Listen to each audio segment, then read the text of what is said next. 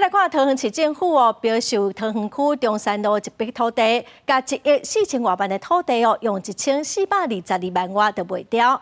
后来市政府讲数字写唔对咯，所以无准算。也毋过标到这块土地民众是批评讲市政府真阿爸，议员嘛要求政风处得爱调查。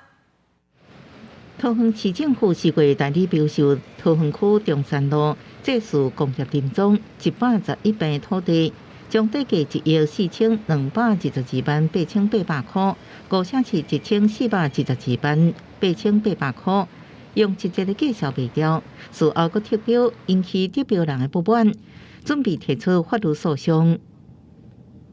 他本来是要找我们说要退钱给我们，我们说怎么会有这种事情？我们完全依照你们的流程、你们的指示去做，我们也跑了3个月的文件，最后你一个公文告诉我说要废标。此事不该大事化小，小事化无，因此我在议会具体要求动议政风处介入调查此事，正本清源，给市民一个交代。针对土地拍卖出问题，市员要求政风处介入调查。民政局回应是承办董事5声担解书的经验。代志发生了后，已经进行行政处分，强调绝对无不法。专案确实是行政疏失，警方检调也已经在调查。